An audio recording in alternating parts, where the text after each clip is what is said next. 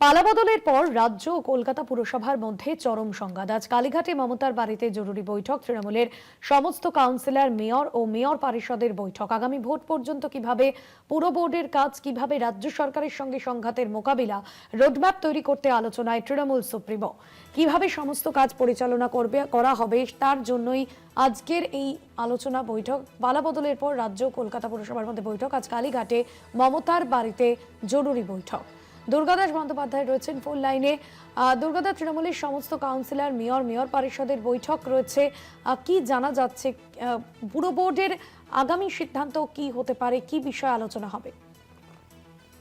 দেখো, তুমি জানো যে রাজ্যে সরকার বদল হয়েছে, সরকারে পালাবদল হয়েছে। এই মুহূর্তে মুখ্যমন্ত্রী পদে আসীন রয়েছেন বিজেপির পক্ষ থেকে শুভেন্দু অধিকারী, এবং বিজেপির নেতৃত্বাধীন রাজ্যের নতুন সরকার ক্ষমতায় আসার পর থেকে বিভিন্ন বিষয়ে বা বলা যেতে পারে একাধিক বিষয়ে যে সদর্থক বা ড্রাস্টিক অ্যাকশন নিয়েছে, তার অন্যতম কারণ হিসাবে বা ফল হিসাবে বলা যেতে পারে যে কলকাতা পুরসভায় বর্তমানে যে তৃণমূল কংগ্রেস নেতৃত্বাধীন পুর বোর্ড রয়েছে, সেই পুর বোর্ডে মেয়র পদে এখনো আসীন রয়েছেন ফিরহাদ হাকিম, এবং তৎসহ আগামী আরো ৩-৪ মাস এই যে মেয়াদ রয়েছে, তারপরেও কিন্তু দেখাচ্ছে রাজ্যে পালাবদলের পর কলকাতা পুরসভার এই ইলেকটেড বডি তা কার্যত তারা চেয়ার আছে কিন্তু ক্ষমতায় নেই। তার কারণ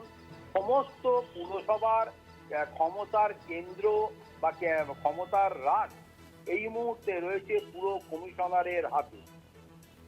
ফলে পুর কমিশনারের নির্দেশে, নেতৃত্বে এই মুহূর্তে শহর কলকাতা জুড়ে পুরসভার পুরো পরিষেবা অব্যাহত রয়েছে।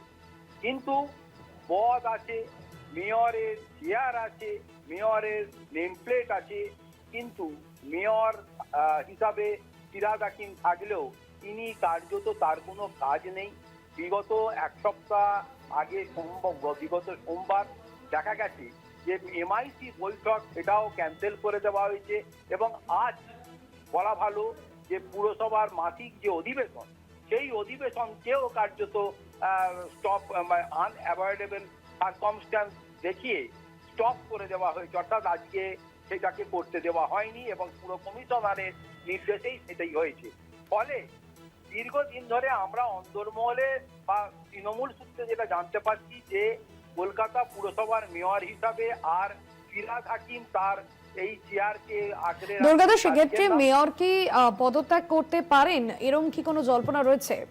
যে বিষয়টা বলছিলাম যে মেয়র দীর্ঘদিন ধরেই চাইছেন, এবং তার ইচ্ছায় দলনেত্রী মমতা বন্দ্যোপাধ্যায়ের কাছে তিনি প্রকাশ করছিলেন যে তিনি আর মেয়র পদে থাকতে চান না, কিন্তু দলনেত্রী চাইছেন না এই মুহূর্তে ফিরহাদ হাকিম সরে যাক, এবং এই একটা সাংবিধানিক সংকট বা অচল অবস্থা তৈরি হোক কলকাতা পুরসভায়, এবং কলকাতার পুরসভার রাজ তা তৃণমূল কংগ্রেসের হাত থেকে অন্য কারুর হাতে চলে যাক।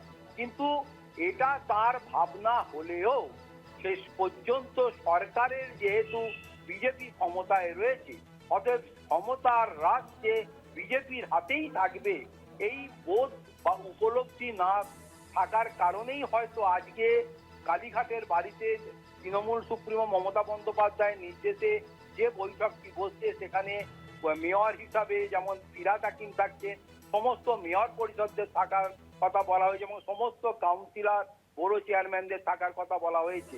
যদিও ইতিমধ্যে বলে রাখা ভালো, তৃণমূল কংগ্রেসের অন্দরে যে বিক্ষোভ রয়েছে তাতেও কিন্তু অনেক মেয়র পরিষদও আজ উপস্থিত থাকবেন না বলেও ঠাড়ে ঠোরে জানিয়েছে। ফলে সব মিলিয়ে আগামী ৩-৪ মাস কলকাতা পুরসভার রাজ ধরে রাখার যে পদ্ধতি বা কি পরিবেশে ধরে রাখা যেতে পারে তার উপায় খুঁজতেই এই বৈঠক হচ্ছে বলে মনে করা হচ্ছে।